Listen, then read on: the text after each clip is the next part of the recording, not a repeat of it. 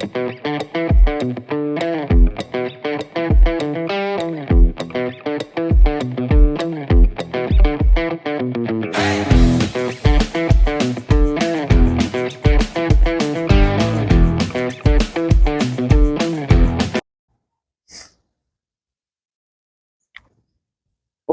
hello, estamos aqui com duas pessoas especiais. Uma você já conhece, que é a doutora Diva Monteiro.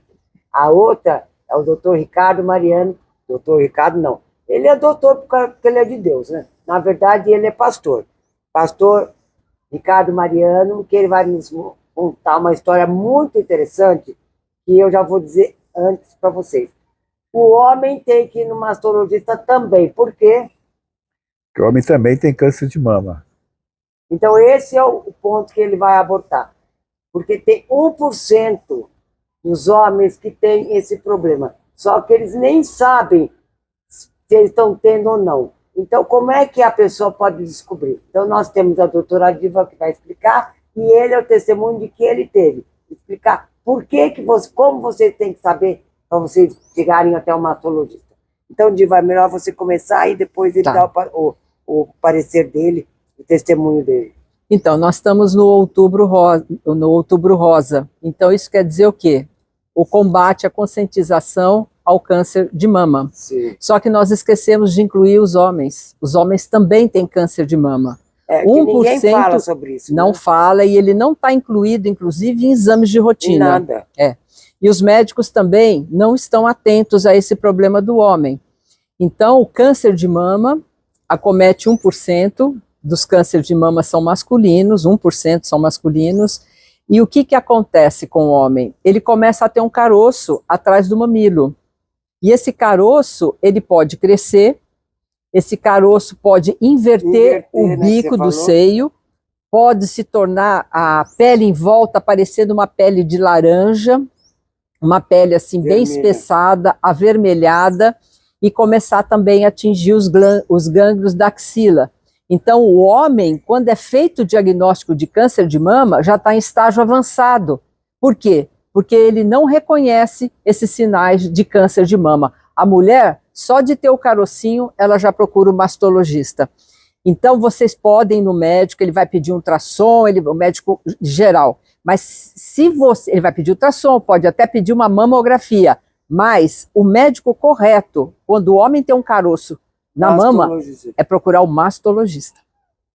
Eu queria que você contasse, pastor Ricardo, o que aconteceu, porque você contou lá embaixo uma história muito engraçada, que você chegou numa carreta que tinha o câncer, que estava fazendo a prevenção do câncer da mulher, né? Então eu queria que o senhor contasse o que eles falaram. Eu já tinha feito a cirurgia. Eu falei, eu vou testar, né, ver se eles também têm essa atenção para o homem, né. Eu cheguei lá e perguntei para eles. Falei, ó, eu vim aqui para fazer um teste do câncer de mama, né, fazer um exame. E elas ficaram assim, preocupadas. Extasiadas. Né? Falou, não, é que só faz para mulher. Aí eu falei, ó, você sabe que homem também tem câncer de mama? Aí eu levantei a camisa, ela nem acreditaram. Então foi chocante. Porque eu fiz isso uma provocação, né, para que voltasse a atenção também para o homem, e mesmo sendo 1%, sim, é importante, é muito importante a gente tá fiscalizando isso, né, vendo e tendo essa atenção governamental, né, para fazer, intensificar também o que a gente está fazendo aqui. Eu agradeço por esse espaço, né, porque vai orientar bastante homens com relação a isso. Eu acho que a nossa missão, né, acho que o senhor sabe bem disso, cada um tem uma missão na vida, né? Sim. E o difícil é a gente descobrir qual é. Eu já sei, faz muito tempo que o meu é ajudar as pessoas. Glória, então eu tinha que ajudar alguém, eu falei, então eu vou ajudar a mulher, que é uma coisa mais específica. Mas eu acho que, na verdade, a mulher vive com o homem, né? Então a gente tem que ajudar a família. Então, né, uma coisa mais ou menos assim, e andamos os dois juntos. Então, eu falei isso no final, que seria a conclusão, exatamente para dizer que a gente precisa, inclusive, uma ajuda governamental para incluir isto como necessário para o homem também, né? Para colocar no sistema de saúde público.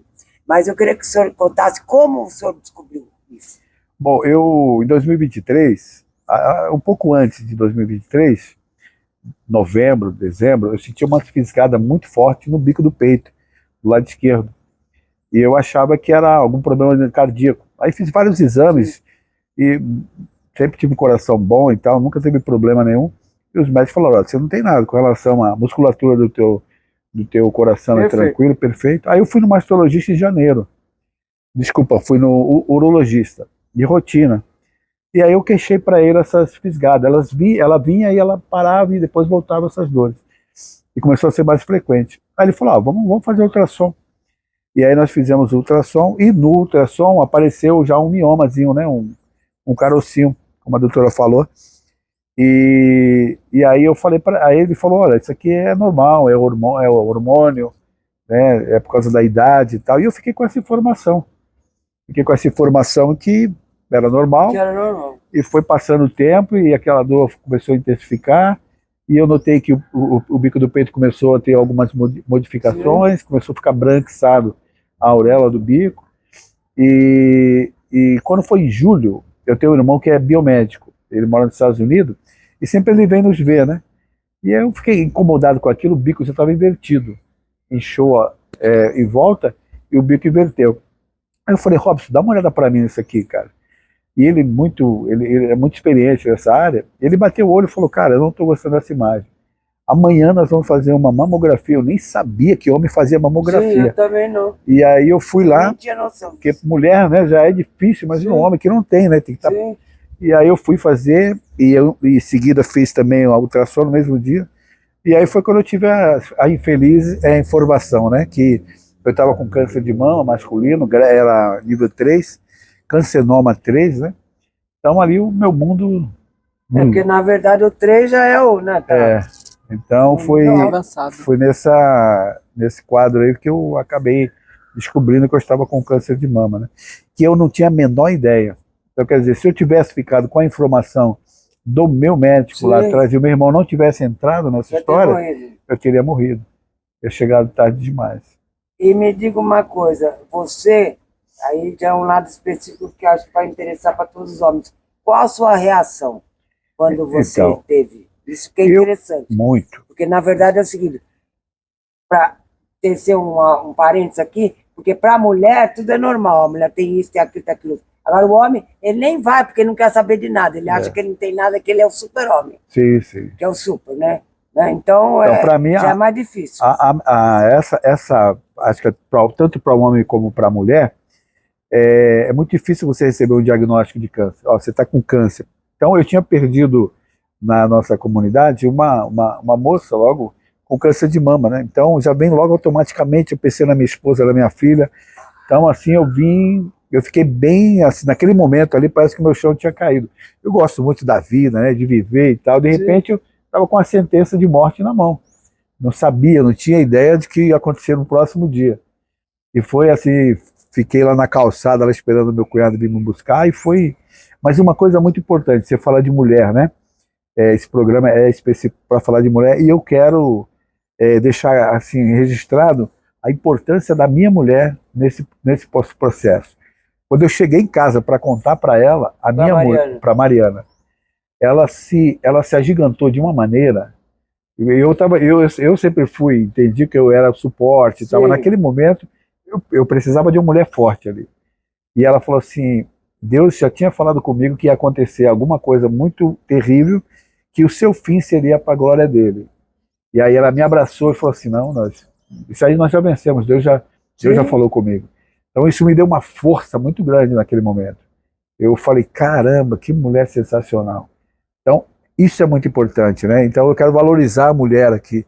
E a minha esposa foi uma tremenda guerreira nesse processo, em tudo, né? Não me deixou cair, não me deixou, né? Porque isso para nós como homem é um baque muito forte. Então ela foi naquele momento um suporte para mim, e Deus ali foi no processo, foi me mostrando, né, a guarda dele, a proteção dele na minha vida. Então eu louvo a Deus pela vida da minha esposa, e vocês mulheres são maravilhosas. Olha, na verdade eu vou lhe dizer uma coisa que acho que ninguém sabe, porque eu nunca comentei isso com ninguém. A única pessoa que sabe disso é meu marido. Esse programa foi feito, em suma geral, por tudo que eu sou, por tudo que eu vivi, por tudo que eu tenho, pelo que eu agradeço imensamente todos os dias da minha vida, o meu marido, meus 2 filhos, e meu genro, que é maravilhoso, a minha nora, que chegou agora, há pouco tempo. Esse programa foi feito para louvar Jesus, para mostrar. Na verdade, eu fiz esse programa para mostrar que ele existe, que eu sou feliz é porque eu tenho ele comigo. Amém. Então, se as pessoas quiserem vir comigo, é porque elas vão ter o mesmo fim que eu para mostrar as coisas boas. Então, isso eu vou dizer para você do fundo do meu coração. Para mim é um prazer ter vocês aqui. Essa mulher, então, Deus colocou ela no meu caminho e ela trouxe você. E aquela outra também veio junto. A Neide foi a primeira. E eu estou muito satisfeito de ter vocês aqui e gostaria de imensamente que você viesse outras vezes aqui, porque nós temos várias coisas, vários assuntos que nós podemos abordar para ajudar as pessoas. Eu queria dar um recadinho antes da gente terminar. Então, mulheres, vocês têm filhos, têm marido, então vocês devem, dentro do lar de vocês, orientar o homem que ele deve, durante o banho, passar a mão nas mamas. Sim. E verificar se existe alguma coisa de errado. Sim. Né? Porque o homem realmente não gosta muito de fazer check-up. A mulher, como tem filhos, a mulher, como menstrua, ela está sempre no ginecologista todo ano. O homem não, ele vai só depois, quando começa a ter os problemas da próstata, mas assim mesmo muitos não querem ir. Relutante. Então a mulher, eu acho que ela tem um papel muito importante para falar, marido, cadê o peito? Marido, filho, vocês têm que saber que existe câncer masculino de mama. E com isso, quem sabe mudar essa mentalidade que nós temos, que homem não tem câncer. E lógico que a mamografia não é disponível para todos os homens, que é um exame mais ou menos caro. E a nível de população, ele não dá muitos frutos, a nível de população, o gasto, o benefício. Agora, o homem, ele fazendo o autocuidado dele, se ele perceber, a vida dele é ganha. Né? Então eu acho que precisa sim dar atenção. Se um homem chegar numa unidade que tem mamografia e falar, olha, eu estou com o peito meio estranho, eu queria fazer, eu acho que tem que fazer. Eu como médica acho que sim. Eu já peguei um rapaz uma vez que ele tinha 20 e poucos anos, ele estava com caroço. Na mesma hora eu encaminhei até para o oncologista, porque na época que aconteceu isso, o mastologista não estava muito em voga, era geralmente o ginecologista. Hoje nós temos, o onco. Então eu encaminhei ele para o onco, até ele ficou assustado. Falei, não, mas é alguma coisa que você tem que ver, que esse médico é especialista nisso.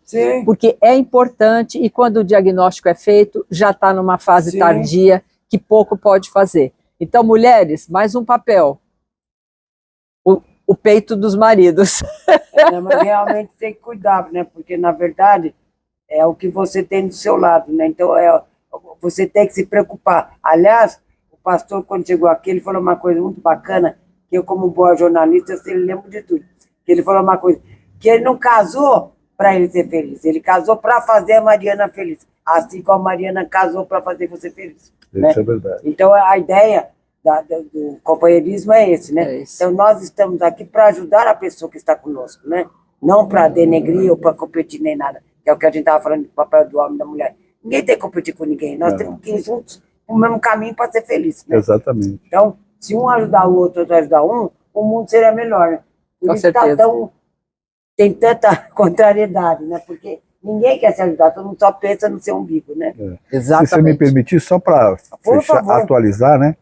Eu passei eu fui para o mastologista, sensacional, meu médico, Dr. Carlos Fortunato. Aqui no Guarujá? Lá em Santos.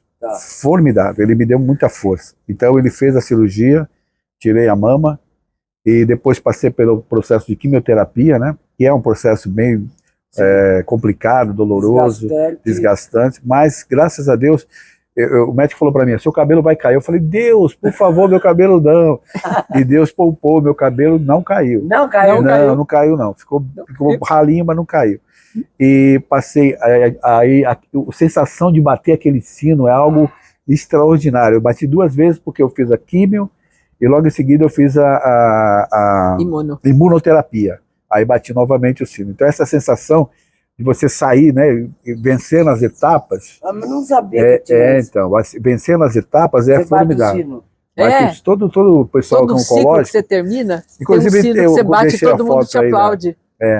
Aí Você os venceu médicos mais uma etapa. vem até um lanchinho especial, é um negócio que eles festejam, né? Eles Com essa festejam que vitória você passou mais uma etapa. daquele, a quem é paciente oncológico.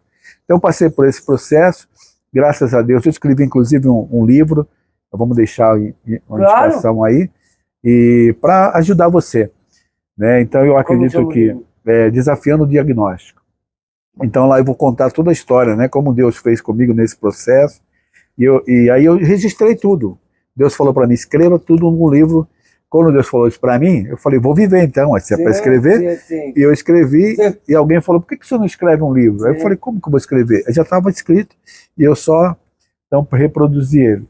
Então eu quero deixar aqui essa contribuição para que os homens se cuidem, né? Na verdade, você está dando uma contribuição, um testemunho, né? É um testemunho. Que eu acho que é o mais importante, porque para complementar tudo que vocês disseram, para dizer que, na verdade, é o seguinte, tem muita gente que ainda reclama da vida, né?